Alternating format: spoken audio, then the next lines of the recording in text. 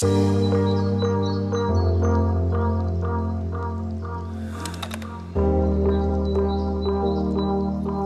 जी, अस्सलाम वालेकुम। सबसे पहले तो मैं काफ़ी माजरत ख्वाह हूँ क्योंकि काफ़ी दिनों से मैं यूट्यूब पे नज़र नहीं आ रहा।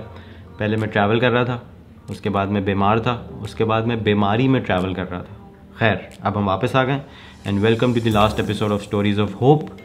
अभी तक हमने KPK कवर किया है, पंजाब कवर किया है। इस एपिसोड में I be telling you stories from Balochistan और सिंध।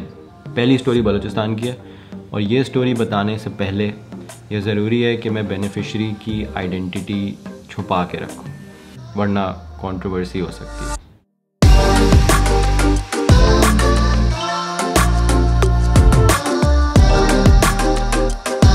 तो पहली कहानी है अमजद की। अमजद रहते हैं बलूचिस्तान में, किला सैफुल्ला के पास। अमजद की 2 बेटियां थीं और दोनों मेल न्यूट्रिशन, क्योंकि खुशहाली है, गुर्बत है, एम्प्लॉयमेंट अपॉर्चुनिटीज़ नहीं है, तो इसका असर सबसे पहले बच्चों पे आता है। और दोनों बेटियों में से एक की हालत ज़्यादा ख़राब थी।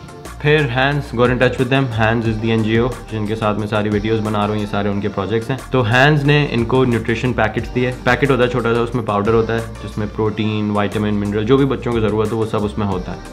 तो उन्होंने एक्सेप्ट तो कर लिए अमजद साहब ने, लेकिन अपने बच्चों की देखभाल में कोई हाथ नहीं बटाया, क्योंकि अकॉर्डिंग टू हिम ये मर्दों का काम नहीं है, बच्चे संभालना औरतों का काम।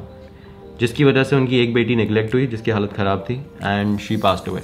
मेरे लिए काफ़ी ये आई ओपनिंग था for him to accept it on camera. بس دا چمرالي دا زينب بيبي ته خوراک ورکه بیا دغه پلار بیا ورزه دا نشو ورکولای چې شرمجمه जो एक बेटी उनकी बच गई थी उसका मियाँ बीवी ने दोनों मिल के ख्याल रखा, उसको न्यूट्रिशन पैक्स दिए and now she is fine अल्हम्दुलिल्लाह।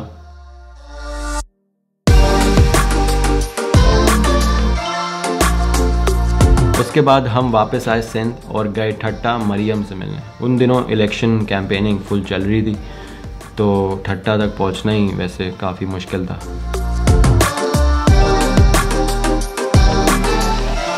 हाँ बाबा, मुंहिंजो नालो इरफान जुनेजो आहे। ऐं कराची जो रिहाइशी आहियां। सीन कुछ अहिड़ा आहिनि। असांजी शूट स्टार्ट थींदी, ही फ्रेम आहे, हेॾां माई वेठी हूंदी, इंटरव्यू ॾींदी, हुन खां पोइ असीं B रोल ठाहींदा, हुन खां पोइ असीं ड्रोन जी वीडियो ठाहींदा। हाँ, मुंहिंजो नालो मरियम आहे। मोहम्मद खान बुरगड़ी जे ॻोठ में था रहूं ऐं बरसातूं आयूं, ये ॿोलूं आयूं। मरियम के गांव में सैलाब आया था जिसकी वजह से उनका घर बार सब तबाह हो गया था। उसके कुछ टाइम बाद उनके हस्बैंड की भी एक एक्सीडेंट में डेथ हो गई। अब इनके पास कोई ज़मीनें नहीं है, कोई और सोर्स ऑफ इनकम नहीं है, तो वो मोहताज हो जाएंगी, वो दूसरों पे डिपेंडेंट हो जाएंगी। एक गांव की औरत इस सिचुएशन में और कर भी क्या सकती। लेकिन मरियम ने ऐसा नहीं किया। मरियम ने एक नया स्किल सीखा। घरों को प्लास्टर करते हैं, उसको लोकल ज़बान में कहते हैं रागा करना। उन्होंने रागा करना सीखा और उन्होंने अपना घर दोबारा बनाया और फिर दूसरों का घर दोबारा रिपेयर करके उनसे मेहनत मजदूरी हासिल की और इस तरह वो अपना गुजर बसर करती हैं। इनके गाँव में हैंस ने एक लाइमस्टोन पिट लगाई है जहाँ से ये चूना कलेक्ट करती हैं और जिसको भी अपने घर पे प्लास्टर करवाना होता है वो मरियम को बोलता है।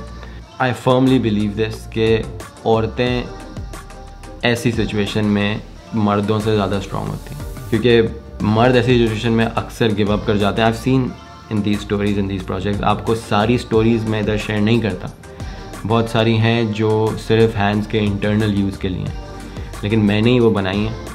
तो इस प्रोजेक्ट से मैंने तो ये सीखा है कि औरतें ऐसी इमोशनल ट्रेजिडीज़ में मर्दों से ज़्यादा स्ट्रॉन्ग होती हैं। जो नालो आहे शीता, ऐं पहिरीं मुंहिंजो ॻोठु रीरे ते हो, पोइ आउं वई अमरकोट टेलिंग कई, हैंस मां कमु करे आई। पोइ रीरो हो, हिन जे ॿार माउ जी सिहत जे हवाले में कमु कराई हो। और this is the last and the most special story that I have covered. This is my personal favourite, क्योंकि अभी तक जितनी भी कहानियाँ हैं वो या तो एक शख्स को बेनिफिट कर रही हैं या तो एक ख़ानदान को कर रही हैं। This story is about the whole community, पूरा गांव।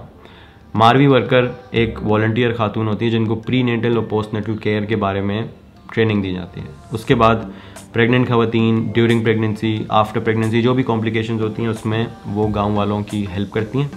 काफ़ी डेथ्स इस तरीके से बच जाती हैं। लेकिन ये तो सिर्फ प्रेग्नेंट खवातीन के बारे में है, पूरा गांव इससे कैसे बेनिफिट करता है।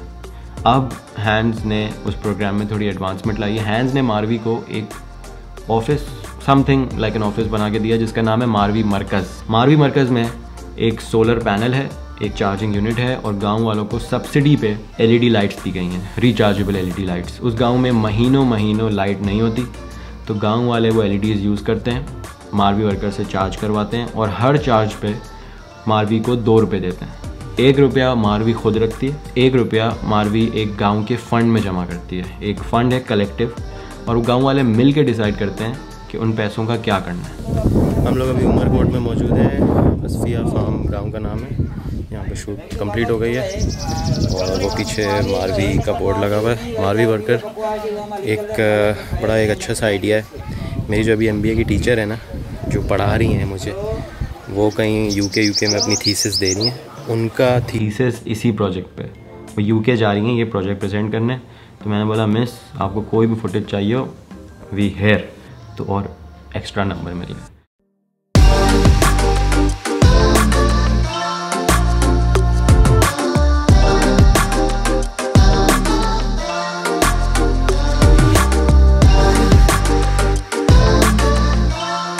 अब आप रात को ब्रश करके अच्छे बच्चों की तरह जल्दी सो जाइएगा।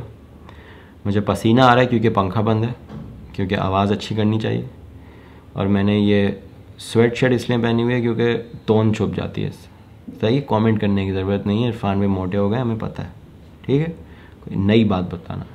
Okay bye, see you tomorrow, नहीं maybe, you never no.